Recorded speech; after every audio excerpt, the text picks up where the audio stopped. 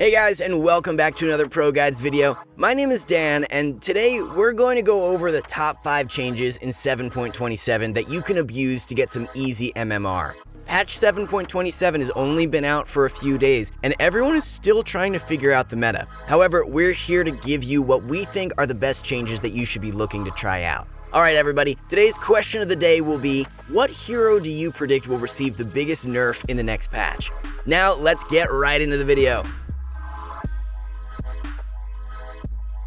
At first glance, the patch might look minor, mainly including item changes as well as some changes to general things in the game, like tweaks to the courier, neutral camps, and gold calculations. Until the hero changes come through, which is currently unknown, there is a window to abuse the old meta in combination to what has already been included in patch 7.27. Heroes such as Nature's Prophet, Queen of Pain, and Ember's Spirit we're seeing play almost every game, and this patch is no different. Until major changes to these heroes are made, such as changing how they function or even just some minor number tweaks, a lot of these top tier heroes won't be going anywhere. As far as negative impact from patch 7.27, the heroes heavily hit are definitely those who functioned around Helm of the Dominator as well as Necro Book. To quickly get it out of the way, the heroes referred to are definitely Lycan, Beastmaster, and Visage. But this is not going to be the focus of today's video. Instead, we're going to highlight the biggest winners of the patch and focus on the top 5 new builds coming into fruition. Before going into any particular build, it's important to understand how the meta will be shifting with the patch. Without going over every single patch note, the overarching theme is that games will be going later and it will be harder to snowball. This means that early items on cores won't be as necessary and can instead be thrown onto supports. Items such as Mech or Vlads no longer need to be taking up a slot that a core otherwise could try to get some scalability out of. With this shift in the meta comes hero popularity, which of course will be building different items as well. The TLDR is late game is back, ancient farmers are back, and supports now have more options to explore rather than choosing to scale with a Blink, Vessel, or Yules and force Staff or Glimmer Cape for a more defensive option. With all of this said, let's jump right into it. In the number 1 spot, we have the new meta of support items, Vlads and Mech. For the past year or so, Vlads and Mech have been highly sought after offlane items. While they aren't only limited to an offlaner and could be built on supports, as we are starting to see the meta transition into more of a half and half situation. Before going into heavy detail, we wanted to just give you the best heroes to build these items on to let you think over the perks while explaining the thought process. By far, the best hero to build Vlads on this patch is Vengeful Spirit. This hero alone will make better use of Vlads than anyone else in the game at the moment. The reason for this is when you combine it with Vengeance Aura as well as Wave of Terror, you amplify your team's overall physical damage tenfold. Not only is the damage output of your team going to go up, but Vengeance Aura is very unique in that when you die, you spawn an illusion of yourself during the time you're dead. This illusion has very good stats and will carry all of your auras even into the grave. If you want to be ahead of the curve, be sure to try out Vengeful Spirit with Vlads as either a support or offlane. Moving on to Mechanism, this is where you start to have much more versatility. With games heading into more of a late game direction, you will be starting to see a lot more Enigma. So far in pubs, he has begun to rise in pick rate and is one of the best heroes to build mech on. Even though Enigma is typically picked for his scaling ability, you still need to make it that late, and well, Enigma won't be having that much impact outside of montage-worthy black holes. With the armor aura leaving Vlads and returning to mech, this is really just a transition back to how it was a few years ago. The first item we'll focus on is Vladimir's Offering. Vlads was changed from giving +5 all stats to +3 armor aura and 5% more lifesteal than the current Vlads, as well as now providing a +18% damage aura in their place. This is easily the main reason for the massive shift over from a highly sought after core item turning into more of a support item once again. The early stats and armor for the cost was quite efficient last patch for an offlaner, as well as giving your team a nice aura to play around. With these early stats and armor being gone, it's just going to be very hard to warrant a 2,375 gold purchase as well as an item slot to an item that is purely an aura with no other stats. Throw this on a support and they will be walking game impact, with the only catch being stay alive. Next up, we'll be taking a look at Mechanism, which is one of the most impactful items you can build in a supporting role. Now, when we say supporting, we don't necessarily mean only being built as a support. The most popular cores at scale at the moment are definitely Nature's Prophet, Enigma, and Pangolier. To abuse the fact that you will scale late game, simply build early items that will help your team survive until this point. And our favorite pick is, you guessed it, an early mech. The thing about mech compared to Vlads is that competitive teams and high-rated pubs are prioritizing having a mech on their team at all costs, even if it means a late mech being built on a position 5 support. If you have enough group fight to get you through the early to mid-game battles, then you should look towards heavier scaling items and leave the mech to a support to build, allowing you to scale up even faster. As a support, the question of when to build mech is much simpler. Will any of my teammates be building one before me? If your answer is no, then you should absolutely consider getting one as your first item.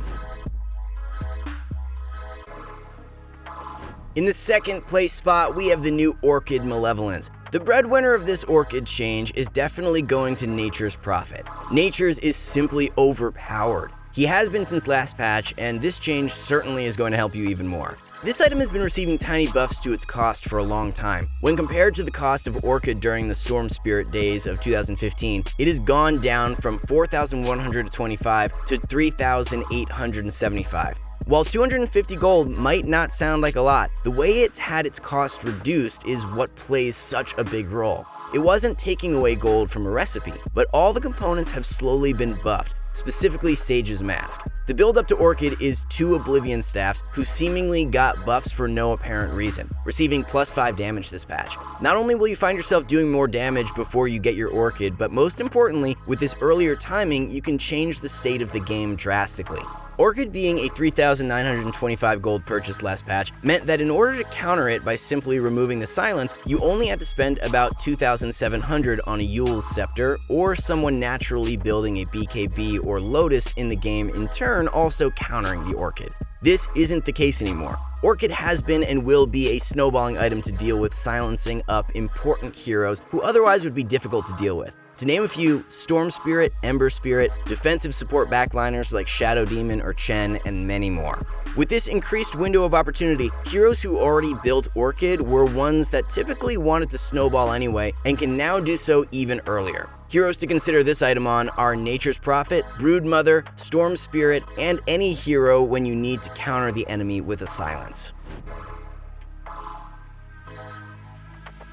Coming in at number 3, we have the changes to early game physical items in Dragonlance, but more importantly, Drums of Endurance. As stated throughout this video, it is very important to understand the state of the meta and how it will be slower than the last patch. This ensuring of the late game has seen a considerable rise in late game picks like Terrorblade, Luna, Spectre, Drow, and with that comes anti-carries like Slark as mentioned in the last section. While these items aren't quite as overpowering as late game items, what's important to understand is that other popular items have taken a few hits in the nerf department, such as Satanic, Necrobook, and Helm of the Dominator.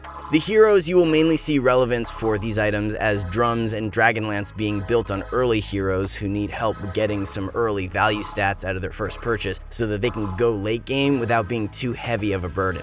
Dragonlance has not really received any big changes, just a few more agility here and there for a few patches now. Dragonlance is mainly relevant because of who is purchasing it rather than the item being changed itself. The emphasis here is that it's an early item to help pave your way into the late game. It's not as important as Drums, however. Specifically, there have been a lot of drums being built in high-level pubs on Terrorblade and Nature's Prophet. It is very important to note that Drums is often being built right now as a buff for the carry through an offlaner or support as well. You can think of Drums almost like a team-wide Mask of Madness without the silence, but with the quantity cost, so make sure you're using your drum charges wisely. Drum pairs very nicely with deadly abilities like Terrorblade Metamorphosis and Juggernaut Omnislash.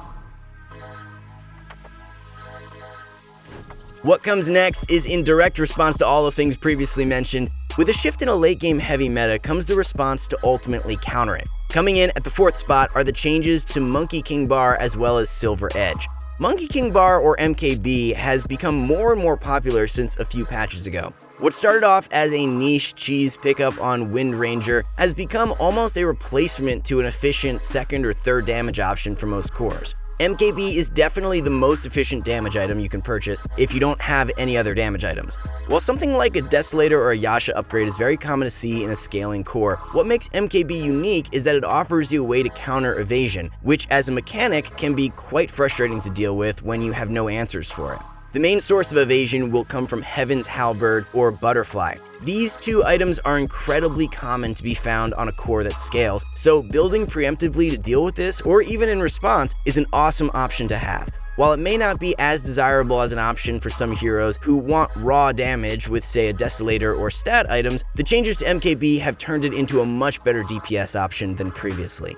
The cost has been increased by 100, the damage reduced by 10, but the attack speed has been increased by 25. This is massive when you consider that the main source of DPS coming from MKB is the 100 magic damage proc. Overall, this item is becoming much more appealing, and surely will continue to rise as a great third or so item pickup.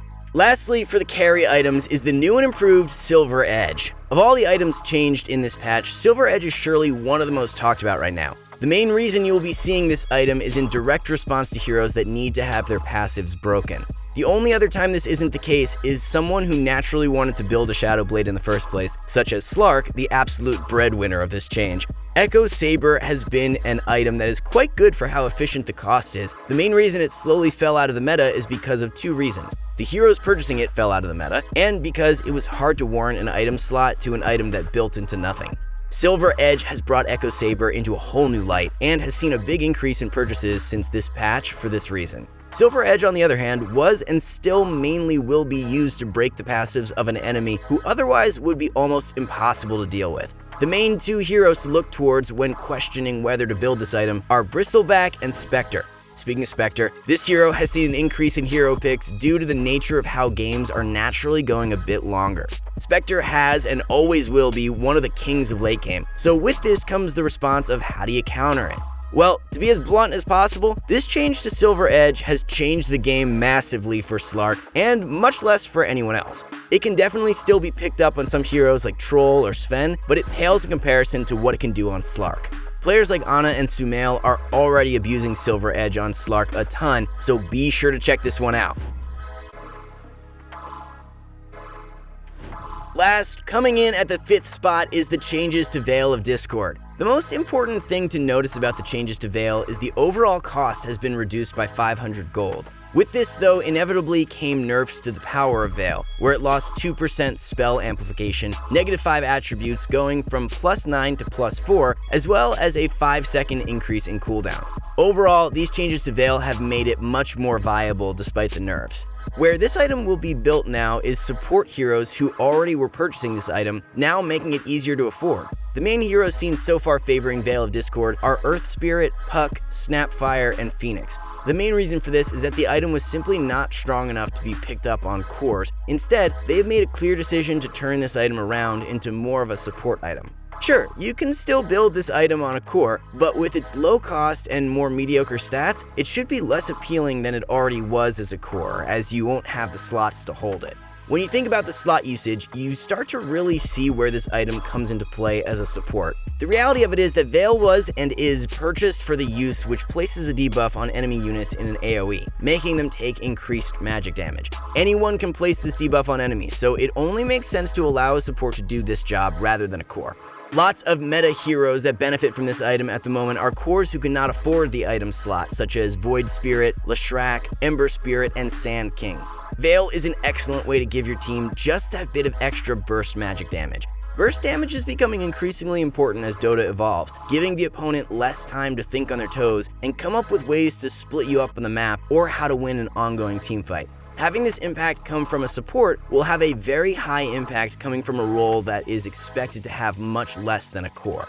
The reason this item is coming in at number 5 is simply because of this difference of impact a core versus a support will have. Typically, worrying about damage output coming from a support isn't as concerning as something like auras or save in the form of Mech and Vlads.